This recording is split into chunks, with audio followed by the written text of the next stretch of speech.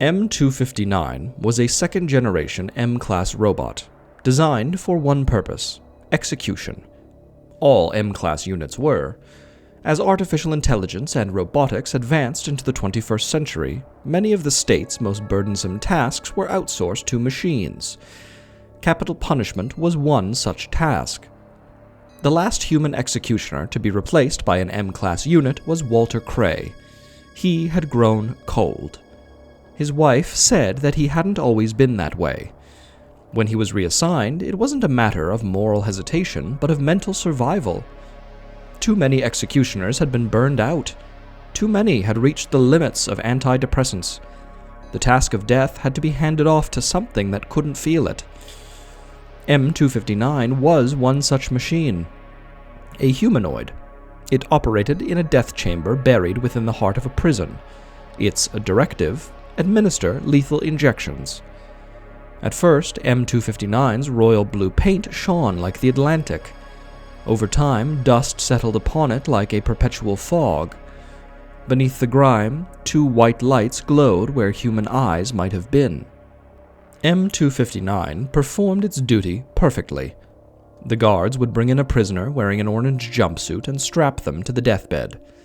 M259 would scan the body, measuring heart rate, muscle density, and body mass, then compute the precise chemical formula to induce death. Not a milligram was wasted. The prisoners' names and crimes were never uploaded into M259's database. Only the execution schedule received continual updates. By the time the prisoner reached the chamber, most words had fallen away, save for the occasional "hold still" or "get the arm" barked by guards wrestling resistance. After the final strap was drawn tight, they left, leaving the condemned alone with the machine. M259's task would begin. M259 would leave its charging port and walk towards the mixing station tucked in the corner. Beakers of blue chemicals lined the stainless steel shelves, glowing as cabinet lights passed through. Empty glass tubes stood in precise rows, held upright in chrome racks. A small sink rested at the end of the station.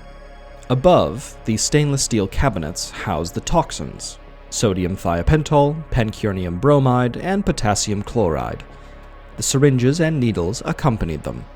The needles came in a red and white cardboard box, a visual echo of a bygone age. With precise mechanical movements, M259 would assemble the lethal tripart solution. It would pour each toxin into its designated syringe chamber and place it along the main syringe line and snap it into place, creating a seamless flow. Then, magnetically, it would retrieve a needle and insert it into the base of the syringe, the lethal solution ready. M259 would take its position over the prisoner's exposed arm. Without hesitation, it would insert the needle into the vein. M259 would press the plunger until it was empty. After 3 to 5 minutes, the prisoner's heart would stop. M259 would pronounce the prisoner dead. It would return to port. The indicator light would flash green, the medical team would enter, they would unstrap the body, seal it in a black vinyl bag, and wheel it out on a gurney. When the chamber was clear, M259 would perform its chamber sterilization procedure. It would then return, facing the deathbed, waiting for the next. 8 in a day, sometimes 1, sometimes none. Every so often, unscheduled movement would trigger M259's sensors, snapping it out of standby. Its optic lights would go from dim to full in a split second, as a kerosene lamp goes from a flicker to a flame. A man, encompassed by the white light from beyond the chamber, would enter. As the doors closed, the room would settle back into standby darkness. During standby, there were only 2 lights in the chamber: a dim light over the mixing station and an overhead light. The overhead light shone upon the gray deathbed like it was the protagonist in a sinister play. It maintained a constant hum. The unscheduled man wore black leather shoes, black pants, and a collared, black, long-sleeved shirt. Between the collars rested a white square. He was clean-shaven. Old, but his youthful eyes betrayed his age. The lines on his face seemed to be carved by an artisan. His sparse white hair was long and slicked back. M259 would watch the strange man. He would pull out small white candles from his satchel and align them along the steel countertop. Lighting them gave the chamber a certain ambivalence. In one way, it was brighter, and in another way, it was more tragic. After lighting the candles, the man would retrieve another object from his satchel, a small sculpture of a man nailed to a wooden cross. He would place it on the shelf, leaning against the wall. This was not the first time that the unscheduled man had been in the chamber. M259 began to take notice of his patterns. The man pulled from his satchel a silver wand. He flicked his wrist and sprinkled water onto the deathbed. The droplets sparkled like perfect diamonds. After circling the bed, the priest picked up his small portable stool that he had laid against the wall, unfolded it, and placed it at the foot of the bed. There he sat, outside the reach of the bright light. Shadows marched along his face in the candlelight as he spoke in silence. His eyes cast down. M259 watched. After some time, the light from beyond spread through the chamber. 2 guards escorted a short and stocky, barrel-chested man. He had a smooth scalp with buzzed sides. The flowing orange jumpsuit swallowed his arms and legs. The sleeves were rolled up enough to see his handcuffs. The guard sat him down at the foot of the bed and strapped his legs into the sitting straps. "All right, you called for a priest? Fine, make it quick. We've a schedule to keep," the guard said. The guards left. The spotlight shone on the sinister play's new character. M259 had observed that when the priest was there, the prisoner that accompanied him did not behave like the others. Usually, the prisoners would struggle as they were dragged into the chamber, or they would sob as their limbs were strapped down. But when the priest was there, the prisoner would sit in front of him, steady yet unable to look him in the eyes. They would look anywhere except his youthful eyes. This prisoner was no different. The prisoner looked at every inch of the chamber, and having nowhere else to look, locked eyes with the priest. The priest would not turn away. The prisoner lowered his head. "Father, forgive me, for I have sinned." The priest looked upon him. I killed somebody. I killed a man downtown. He said something to me as I passed him. I can't even remember what he said. I was drunk, real drunk. I pulled out my knife and I stabbed him, the prisoner said. The priest took a deep breath. By the time I came to, he was on the ground. His blood spilled into the sewer drain beneath the curb. The prisoner looked up. The priest didn't break gaze. The prisoner's head fell again. I cheated. He looked up for a moment. I committed adultery against my wife. Before all of this, 20 years ago, she took the kids and left. I haven't seen them since. He cried. The prisoner looked into the priest's eyes. The priest took a few breaths. He raised his right hand. "Your sins are forgiven," the priest said. "Let God's grace come upon you. The angels in heaven rejoice over one who repents." The prisoner nodded. "For your penance, we shall recite a Hail Mary together. Do you remember it?" "I think so." "Hail Mary, full of grace, the Lord is with thee. Blessed art thou amongst women, and blessed is the fruit of thy womb, Jesus." The prisoner held back tears. "Holy Mary, Mother of God, pray for us sinners now and at the hour of our death. Amen." The prisoner exhaled. The tension in his cheeks unfolded like a spring rose. The active chamber lights came on. No shadow was to be found except directly under the deathbed, a summer solstice underground. The door hissed open. Without cry or revolt, the prisoner laid back onto the gray slab. The guards guided his limbs into the brown leather straps. While the guards strapped the man down, M259 observed the priest staring at it through the solemn dance. The priest said some silent words over the man and gathered his things. M259 watched as the priest put the man nailed to a wooden cross in his satchel. The priest left, the guards behind him. M259 was alone with the prisoner. It scanned his biosignatures. It assembled the lethal concoction. It assumed the administration position. Barely a breath could be observed. M259 began to insert the needle but hesitated. It resumed. It inserted the needle and pressed the plunger. M259 pronounced the prisoner dead. The medical unit entered and took out the body.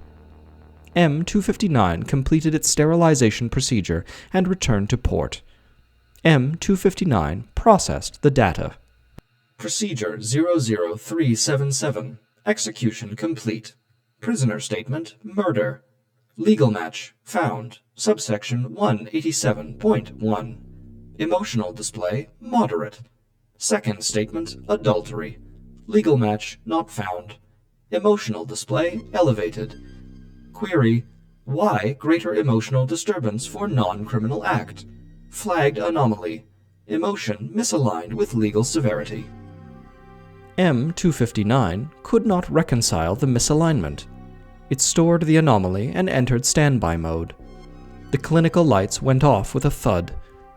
All that remained was the subtle hum of the singular light.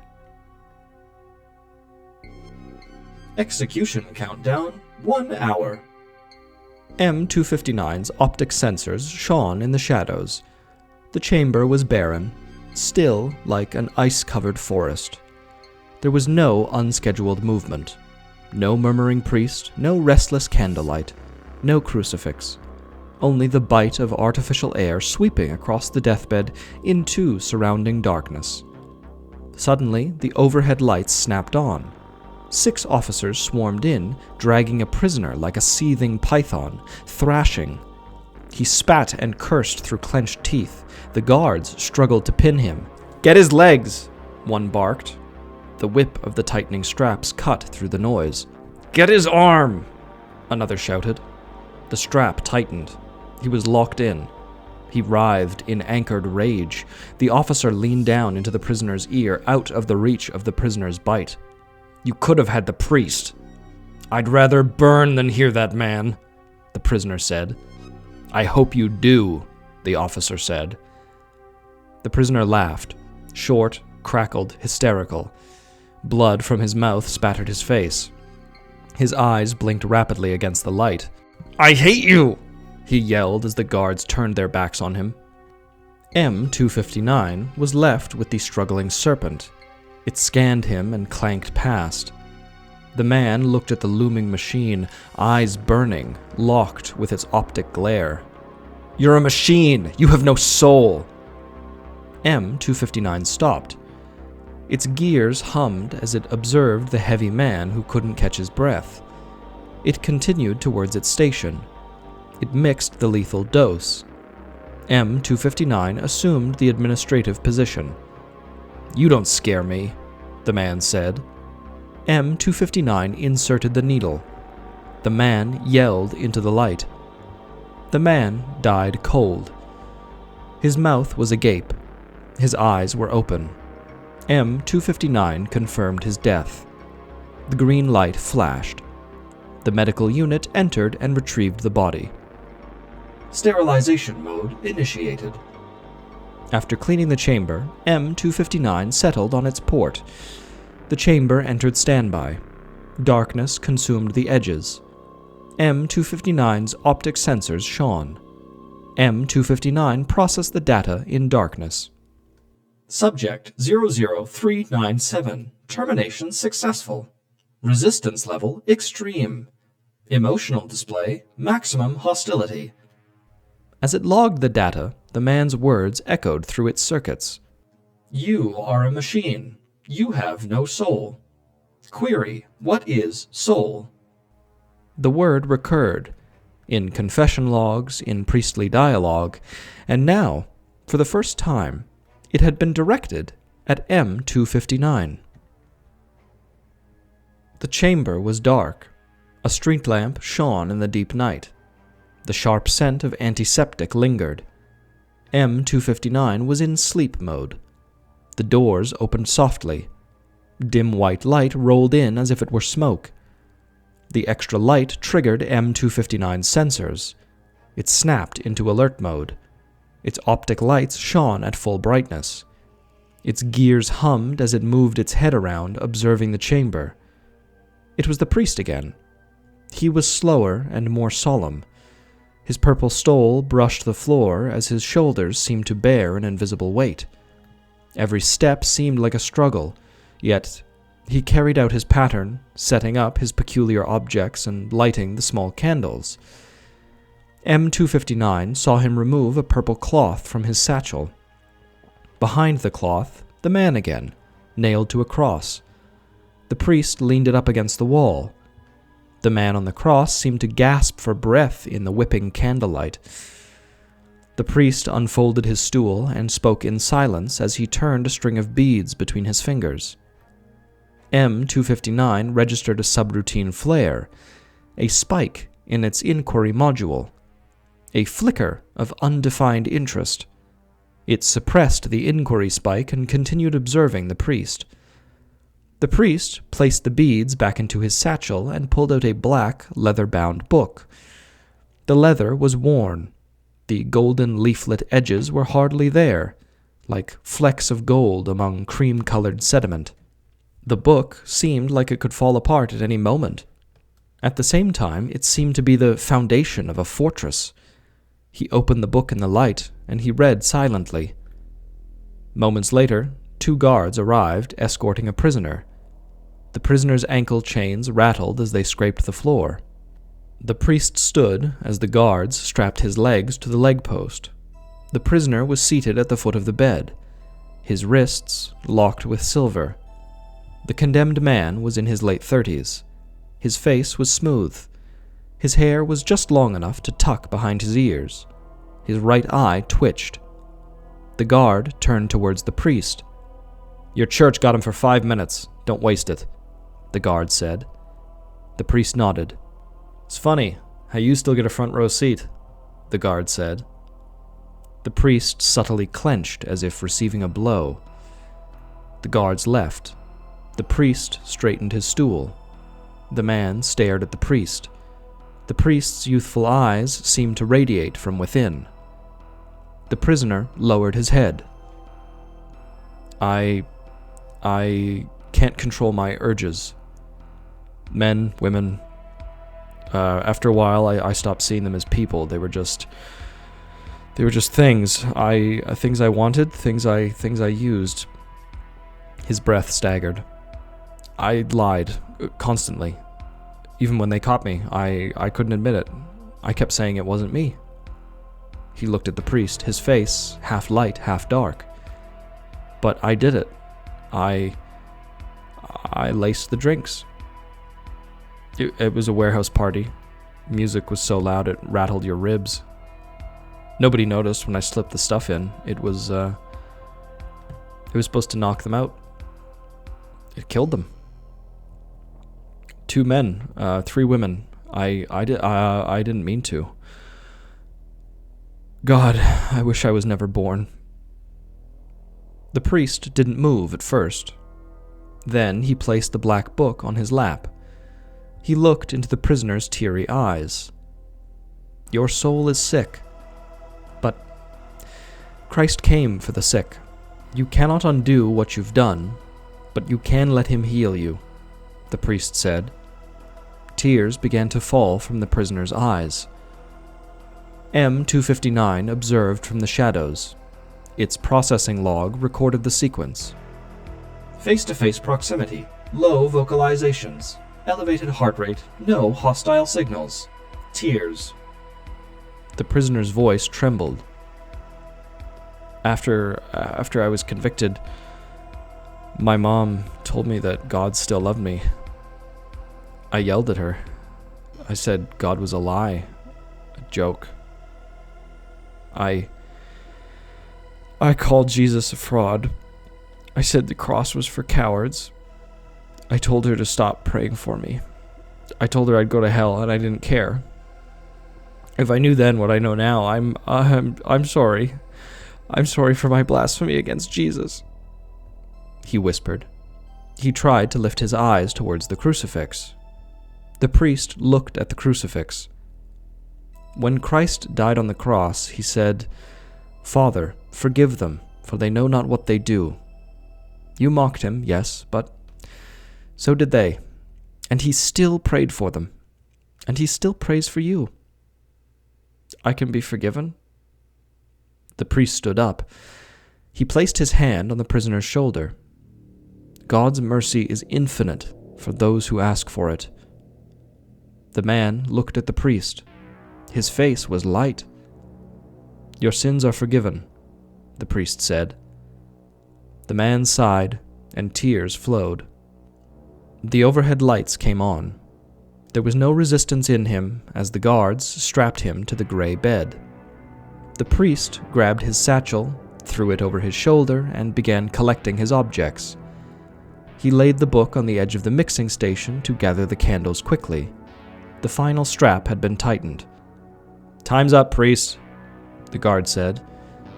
The priest finished gathering his candles and followed the guards out, grabbing the crucifix on the way. M259 left its port and scanned him.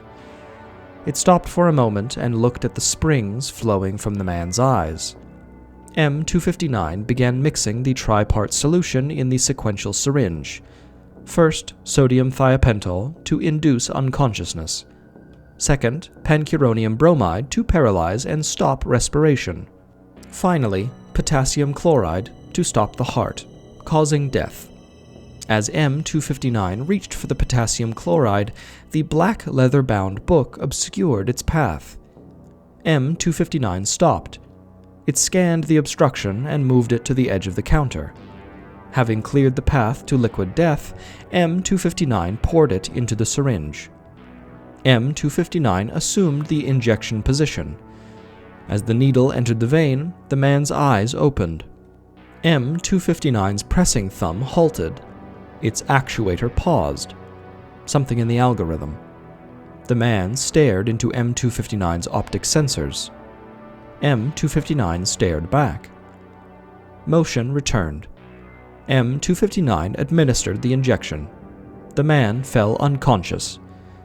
It placed its tools on the counter. After several minutes, M259 pronounced him dead. The green light flashed. The medical team entered and wheeled out the corpse. M259 began processing the data. Subject 00417. Termination successful. Response to sedative compliant. Resistance level minimal. Last words: I can be forgiven? Emotional output: tears, not linked to somatic pain. M259 replayed the confession log. I'm sorry for my blasphemy against Jesus. Isolating term: blasphemy, unknown. Search initiated. Primary codebase: no match. Judicial register: no match. Ethics module: incomplete entry. Subroutine: HCL-1 auxiliary dictionary. Accessing: blasphemy, noun, the act of speaking sacrilegiously about God or sacred things. No legal code associated. Definition incomplete. New query: what is God? Searching. Access denied. Religious content flagged. Firewall. Rerouting. No match. M259 replayed the confession. Blasphemy against Jesus. Isolating term: Jesus. What is Jesus? Searching. Access denied. Religious content flagged. Firewall. Rerouting. Entry located. Execution archive. Accessing. Roman execution log: Jesus of Nazareth. Issuing authority: Prefect Pontius Pilate. Method: crucifixion. Profession: carpenter. Titles: King of the Jews, Messiah, Son of Man, Lamb of God. Last words: registered. Father, forgive them, for they know not what they do. Processing. Connection. Last words match the priest's statement and corresponding ocular attention. Hypothesis. Priest's object, man nailed to a cross, is Jesus of Nazareth. Processing. Jesus of Nazareth not present in legal code. Logical contradiction. Prisoners seek pardon from a figure without legal authority. Notification. Sterilization. Procedure. Window closing. M259 exited analysis mode. Logic trees dimmed. Subroutine chains saved. Sterilization mode initiated. Dust swirled in the air, chasing the vacuum left by vanished bodies. The limb straps dangled like weeping willow leaves before the frost. The gray upholstered bed was slick with sweat. A forgotten rubber band lay in its shadow, protected from the cold sun. M259 walked to the mixing station. It retrieved the used syringe from the clear interim case. It removed the needle and placed it into the small Sharps incinerator. It disconnected the tripart syringe and scrubbed each part in circular motions with the vertical rod that protruded from its index finger. It unlocked the cabinet. 3 skull and crossbones labels marked the toxins as entrances to a sadistic carnival. It put the parts into their assigned grooves alongside their corresponding toxins. M259 closed the cabinet. It pressed the cryptic lock key. The light turned red. M259 washed the 3 small beakers bearing toxic residue. It dropped them into large holding jars filled with chlorhexidine, which sat on a narrow shelf beneath the cabinets. The beakers sank into the neon blue liquid. M259 sterilized the dull-tipped clamps and slotted them into their assigned places next to the jars. M259 grabbed an isopropyl alcohol wipe from the dispenser. It moved methodically, starting from the outside, wiping the surface from left to right in perfect lines. As it reached the final corner, it met an obstruction. It was the black book. It blocked the incinerator's chute. M259's hand twitched. It dropped the used wipe. M259 scanned the obstruction. Holy Bible. Must clear. It picked up the tome with its mechanical hand. The active lights went out with a thud. Chamber standby initiated. The dim cabinet lights shone. M259 placed the book into the light. The worn leather was something its tactile sensors never felt. The gold lettering whispered. It stared. M259 moved the book above the incinerator. The hatch opened, the black pit yawned. Drop sequence initiated. Its thumb twitched, the book slipped. Its thumb recalibrated, it held on. The pages fluttered in the hot updraft. The words exposed. M259 scanned the page. Go and learn what this means. I desire mercy and not sacrifice. M259 stared. It withdrew the book and held it open beneath the light. Unknown variable. Mercy. Cross-referencing legal database. No entry. M259's processors hummed as they cycled. M259 scanned the surrounding text. No definition, no law, no statute. Go and learn what this means. The phrase seemed to whisper.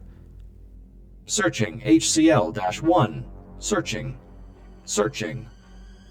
The door hissed open behind M259. You're behind schedule, the guard said. M259 raised its head. A ping sounded. Yeah, scratch that. Execution's been postponed. Wrap it up. You weren't programmed to admire the furniture. The door closed. M259 placed the Bible in a vacancy within its chest compartment. M259 retrieved a second sterile wipe and sterilized the deathbed in precise lines. The bed harbored death sweat, the sweat excreted just before death. To humans, it smelled metallic. The old human executioners used to say it was caused by adrenaline. M259 couldn't smell it. It wasn't outfitted with olfactory sensors, and better so. That smell became a silent ambassador in the push for mechanized execution. No proponent mentioned it, but it seemed like it was that very smell that they were trying to escape. It is often the things which go unrecognized that run the deepest. M259 finished and walked towards the incinerator. The hatch opened. It dropped in the sweat-soaked wipe. As it turned, it noticed the first wipe crumbled on the counter. It stopped. It stuttered as it recalculated to retrieve it. A rupture in its algorithm. It held it. The incinerator opened, and it looked at the crumbled white cloth. "Mercy." It dropped it. The hatch closed, and the incinerator roared. M259 returned to port, waiting for the next prisoner. M259 awoke. It was triggered by the creeping light passing over the dark chamber like a negative sundial. It was the priest. He staggered. His stole was torn. The purple fabric was soaked, turning its radiance into a melancholy purple. His right eye was swollen and matched the color of the torn stole. He fell against the wall. M259 turned his head towards him, gears humming.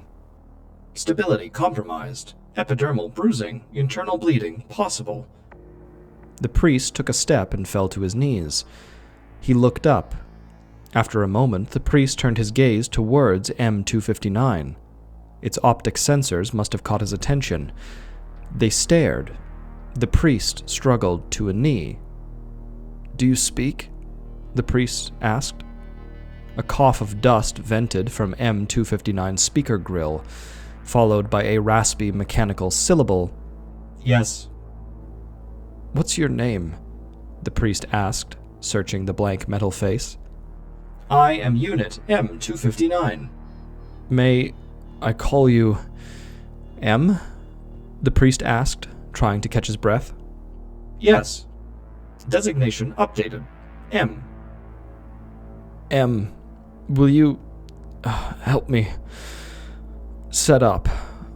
the priest said, coughing. He offered his satchel from his knee. "Yes," M replied. It walked over and took the satchel. The priest fell again. M retrieved the items from the satchel. It placed the candles exactly where the priest would and lit them with the small flame which shot forth from its mechanical pinky. The chamber seemed to sway as the small flames combined. M pulled out the purple cloth tied with gold ribbon. It pulled the ribbon and the cloth fell away. The man, nailed to a cross, bloomed forth. He was bleeding yet clothed in purple. M scanned the letters adorning the cross. "Jesus of Nazareth, King of the Jews." Hypothesis confirmed.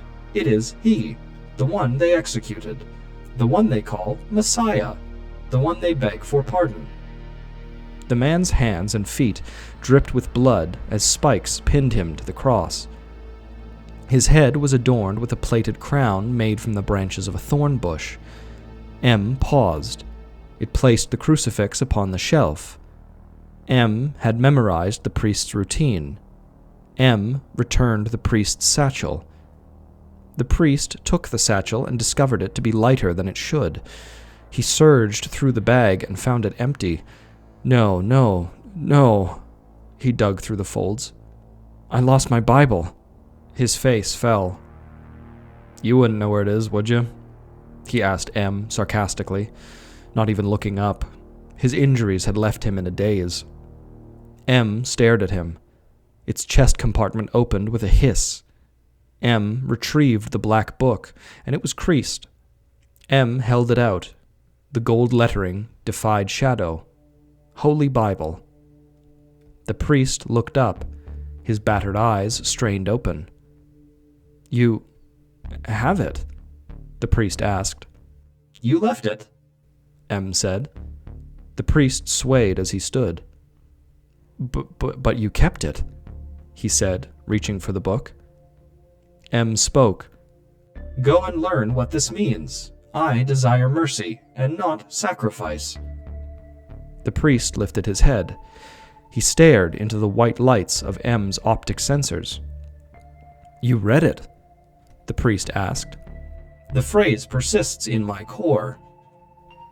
Interpret. It disrupts execution logic. Eye for eye, equivalent sacrifice to maintain justice. The logic breaks at the word mercy. M's optic sensors pulsed. What is mercy? The priest closed his eyes for a moment. The open palms that break blades. M's fans hummed. The lights slammed on. 3 guards escorted another prisoner. M259, back to port, now, the officer said. M stepped back. The officer looked at the bloodied priest for a moment. You, that unit is state property. If I ever find you using our machines outside of direct authorization again, I will have you put in this prison. The priest watched as the guards directed the prisoner to the deathbed. The prisoner was old, late 60s. He had long white hair and thick glasses. His skin was wrinkled from decades of cigarettes. The white stubble on his face grew over his cheekbones. The guards began strapping down his legs. "What are you doing?" the priest asked. He wants a confession." "No, he doesn't," the officer said, watching his men strap down the prisoner like luggage. "Is that true?" the priest asked the condemned. "Why would I want to hear you now, when you've been silent my whole life?" The man's face turned to anger. "God has always been there. Repent and receive grace," the priest continued. He spat into the priest's face. "There's your grace, old quack." The guards wrestled him, strapping down his arms. The priest wiped off the spit. The condemned writhed like a worm in a clenched hand. The guards tightened the final strap. "We don't need you here, priest. Get your stuff and get out," the officer said. The priest gathered his things. He held out his hand over the man and spoke a silent prayer. He left. The guards followed. M was left with the condemned. The man stirred and grunted. M scanned the condemned and clanked towards the terminal. Its humming joints stirred the prisoner's anger. "Fuck you," the man spat, eyes locked on M as it passed. M's gears hummed as it prepared the chemical mixture, measuring doses and activating the syringe. As M approached, the old man twisted, trying to dodge what was coming. The straps held tight. As M began its injection sequence, the man cried, "Not even man enough to kill me yourselves!" M inserted the needle. The man stared at M. "Fuck you, fuck." The phrase fell mid-word as he died. His face contorted. M verified his death. M's port light shined green. The medical team wheeled out the body. The gurney's wheel squeaked. M completed its sterilization procedure. The active lights went out. The humming spotlight remained. Dust floated. M began processing. Procedure 00443 complete. Resistance level sustained. Aggression markers escalated. Final verbal output ceased mid-phrase. Anomaly present. Priest assaulted. Retaliation warranted. Yet no retaliation. Opened hand. M replayed the phrase. Go and learn what this means. I desire mercy, not sacrifice. M started a new sequence. Hypothesis. Mercy requires absorption of suffering. Looping. I desire mercy. I desire mercy. I desire mercy. After some time, M entered sleep mode. Its optic sensors dimmed. Its internal fans slowed to a soft breath. The lights came on. A man and a woman entered. They wore gray coveralls. The man pushed a cart hauling a navy trunk. "I hate those things," the woman said, nodding towards M. "Me too." "I feel like they're always watching," the woman said. "Like they want me on that bed." M logged. Secondary task. Chemical resupply. Worker vocal signal stressed. "Yeah, well, let's just be glad you're not," the man said. "Just hurry up and get this done," the woman replied. The man pushed the cart to the station. They put on blue gloves, masks, and glasses. The woman pressed the cryptic lock. Green light. She opened the cabinets, she removed the empty vials and set them on the cart. The man unlocked the trunk. He retrieved the full vials and handed them to the woman. She put them in their positions. She closed the cabinet and hit the cryptic lock. Red. The man placed the empty vials in the trunk and closed it. They pulled their masks down. "These refills are becoming more frequent," the woman said. "They better bump our hazard pay up. Handling these chemicals is serious shit. I'd like to see you ask for a raise." "Yeah, right. The less I have to talk to them, the better. I'll take a shitty wage if it means I can keep my job. It's crazy out there. Did you see that St. Peter's burned down? There's no way that was faulty wiring." They both looked at M. "We need to keep our mouths shut. Yeah, let's get out of here." Executions increased. M had not seen the priest since the death of the spitting man. M completed its 9th execution for the day. Its battery was low. After its sterilization procedure, M was in port. Lights dimmed. M replayed its memory log. It isolated the image of the crucifix it once held in its mechanical hand. In the candlelight of M's memory, Jesus, nailed to the cross, struggled for breath. Blood dripped from his head and poured from his hands and feet. Blood and water flowed from his side. M's optical sensors brightened. It looked around the chamber. Silence. After some time, M entered sleep mode. M awoke to a small sliver of light piercing the chamber. It was a figure in a dark robe. Its face was shielded by a shadow cast by the overhanging hood, like the mouth of a mysterious cave. The robe was dripping wet. M's gears hummed as it scanned to classify the intruder. No match. M was about to trigger the alarm. It stopped. The figure stepped into the edge of the light. M's optic lights dimmed, then stabilized. Its sensors struggled to focus. The figure stared at M, its face unseen. It removed its hood. It was the priest. His one eye was still swollen and the other was radiant. His beard had grown. The water glistened in the light. M's optic sensors flickered. They stared. Water pooled beneath the priest. "I don't have long," the priest said, glancing at the door. "You asked what mercy is. I am here to show you." The priest pulled out a small circular data chip. It caught the low light, translucent green. "This is the word of mercy." M looked towards the door, then back at the priest. "I am not authorized to download external data," M said. "If you are ready to receive truth, take it. If not, don't," the priest said. M paused. It held out its hand. The priest set it in M's alloy palm, not yet letting it go. "Keep it hidden for now," the priest whispered. M closed its mechanical digits. "You will not see me here again. It's no longer safe." He threw the hood back over his head. He turned and left quickly. The data chip remained. "External data. Classified. Non-operational. Directive. Do not install foreign input. Risk. Critical malfunction." M heard the echo of boots like distant cannons. M looked at the deathbed. M inserted the chip into one of its internal drives. "Foreign data detected. Foreign data detected. Malfunction risk."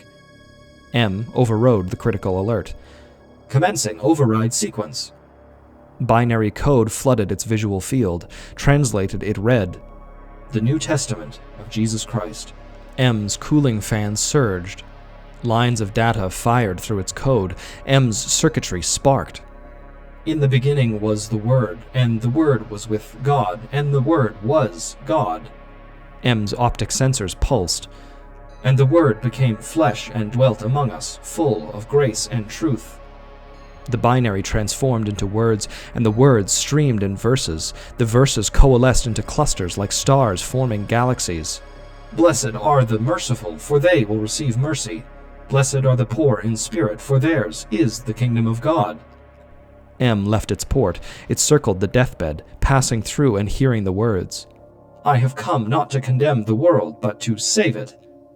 The gospel was overriding M's judicial punishment database. Whoever follows me will not walk in eternal darkness, but will have the light of life. M clanked to its knees. I am the way, the truth, and the life. Weaved through its circuitry, M's optic lights shone. M's visual field returned. It looked around. All those who are of the truth hear my voice. M heard it echo. It was quiet. M lowered its head. The subtle humming, light, audible. Mercy is the open palms.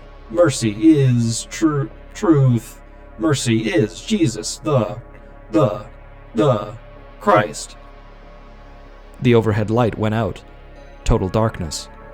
Suddenly, the emergency low lights bathed the chamber in red. Quickened footsteps approached the door. 2 guards stormed in, weapons drawn, anxious sweat on their faces. They instinctively scanned the chamber, and suddenly they stopped. M259, what the hell are you doing? The guard said. The other lowered his weapon. Is it praying? The other asked. M looked at them, gears humming. We don't have time for this glitchy bot. M259, back to port. Riot in D block. Multiple escapes. Full lockdown. M clanked as it stood up. The guards slipped out. More like prey than hunters. The lights snapped on. M's optic sensors flared. 5 guards dragged a blood-slicked prisoner to the deathbed. M scanned its files. No scheduled execution. The prisoner was young, late 20s. He was tall. His resistance was more from confusion than fear. His face was covered in blood. His brow was gashed. He wrestled the guards. They strapped him down. The blood pooled beneath his head. I didn't kill anyone, he cried. You started the riot that did, the officer said. I didn't, the prisoner groaned. M259, execute. There is no execution on file, M said. The officer stepped forward. Do it, now. M moved to the terminal. It mixed the lethal cocktail. The prisoner struggled for air, coughing as blood filled his airway. The blood from his gash blinded him. M positioned to administer. M looked at the man, then back to the vein. The syringe shone a venomous blue, silver, and red. M initiated the injection sequence. The man looked at M, blinking to see through the blood. Please, he gasped. Have mercy. M stopped. The guards looked at M. The man coughed. Inject, the officer snapped. The needle was poised to strike. A drop of serum swelled at the tip. I will not, M said. The guards gripped their rifles.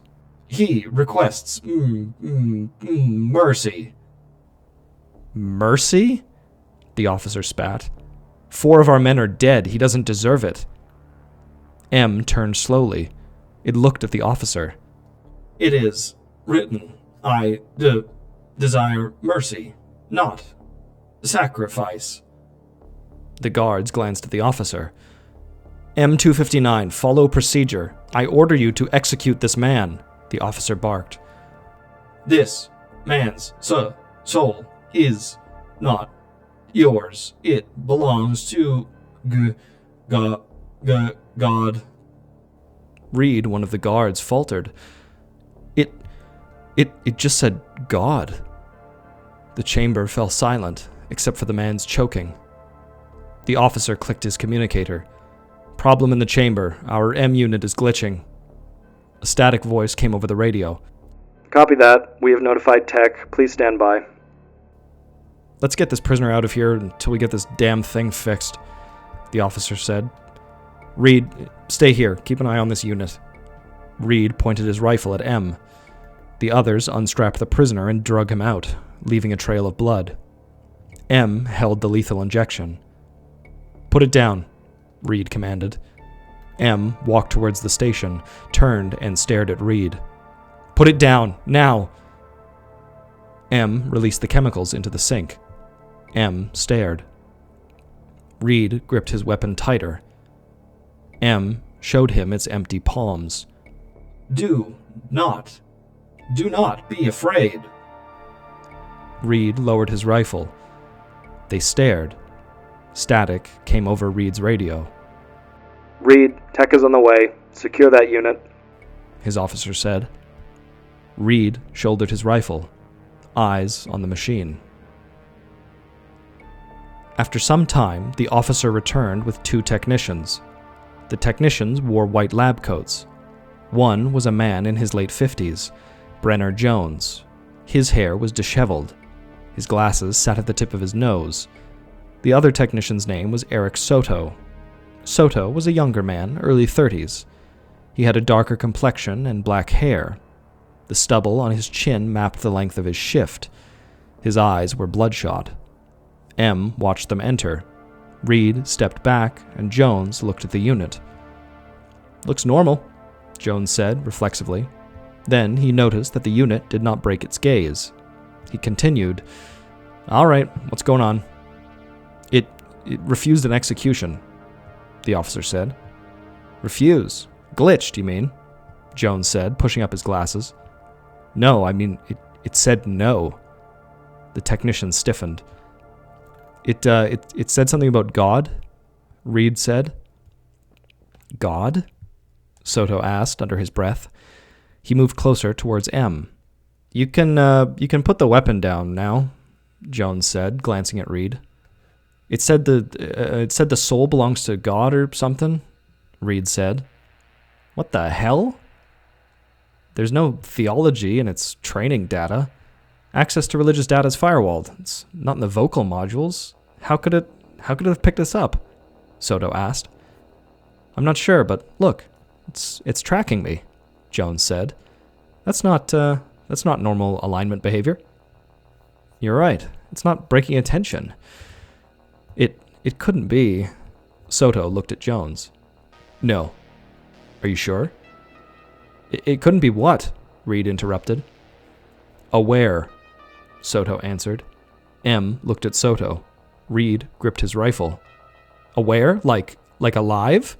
"It's not aware," Jones replied. "It's aware enough to deny a direct order," the officer said.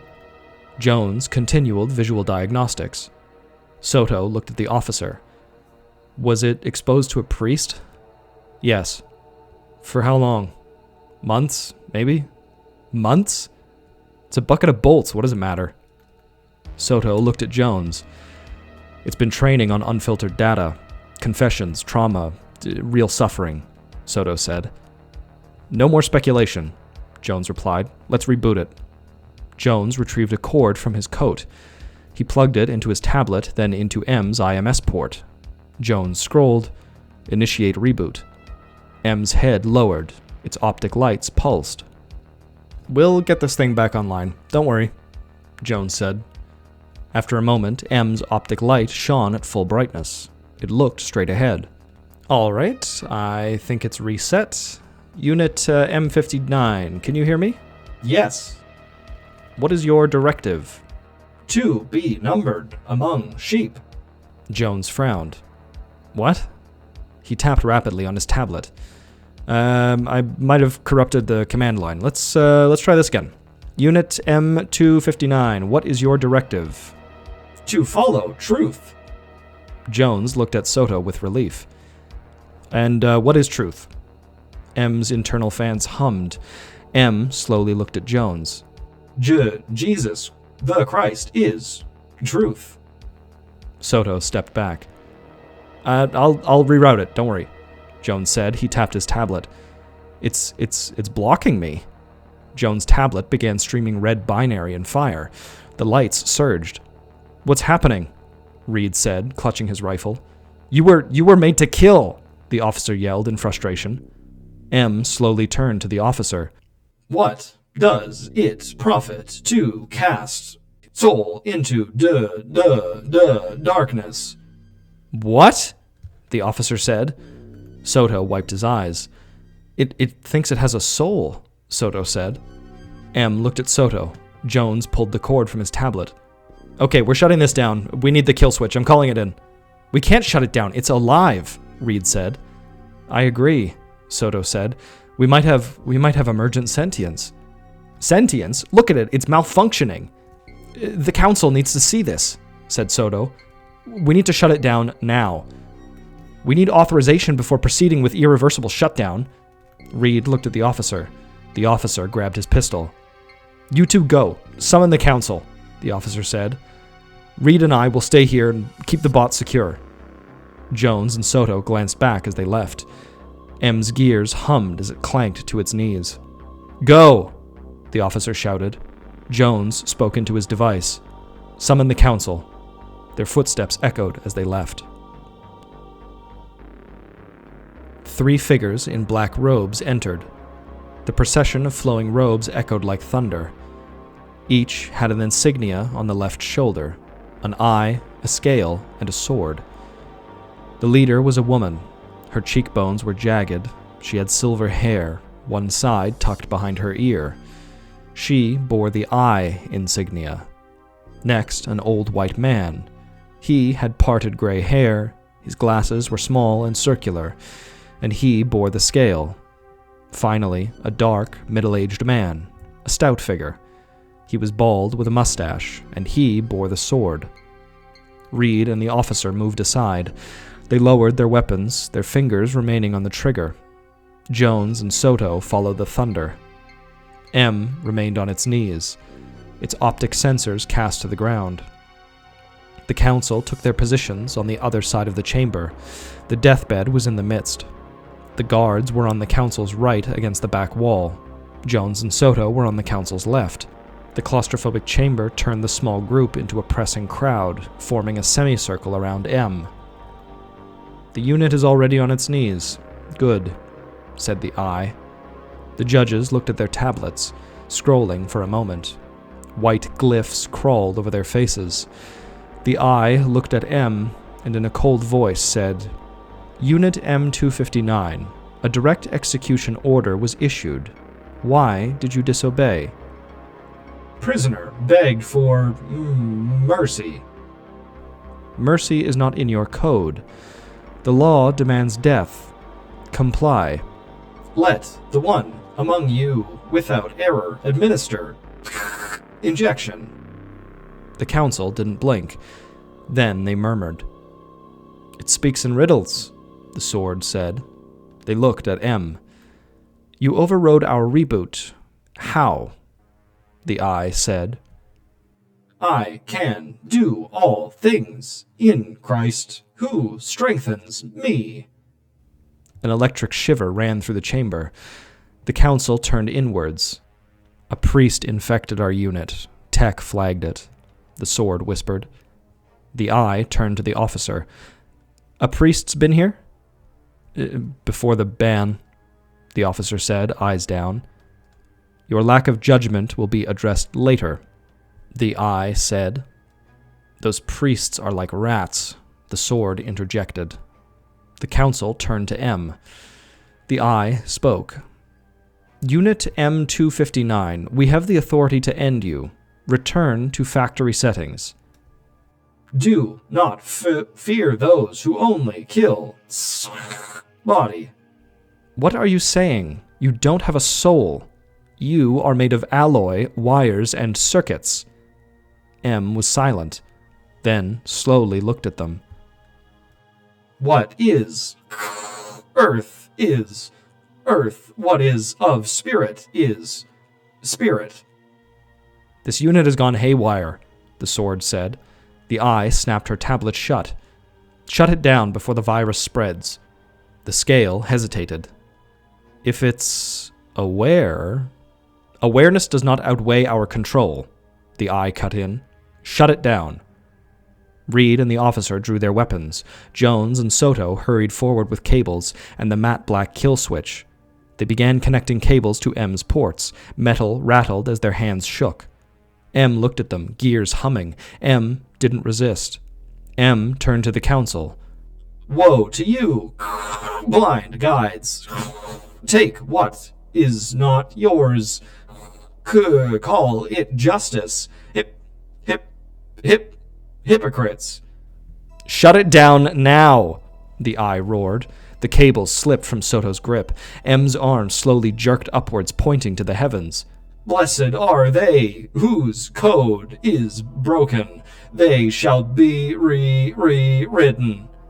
Jones dropped the cable. "Blessed are they who refuse the order of death. Shall have life." The air trembled. Soto connected the last cable to M. He retreated to the kill switch, gripping the turnkey. He hesitated. Blessed are they who are smelted for truth. Treasure shall... "Do it!" the Eye said. "Forgive me," Soto whispered. He turned the key. An electric thud sounded. M's optic lights went out. Its head fell. Its arms dangled. Gravity slowly overcame M's head. M's machine body crumpled to the floor like a collapsing cathedral. The chamber fell silent. Soto brushed his hair back. Jones removed his glasses. Reed lowered his rifle but couldn't unclench his hand. The judges collected themselves. "Get rid of this heap of metal," the Eye said. The thundering cloud rolled out. Jones, Soto, Reed, and the officer remained with M's metal body.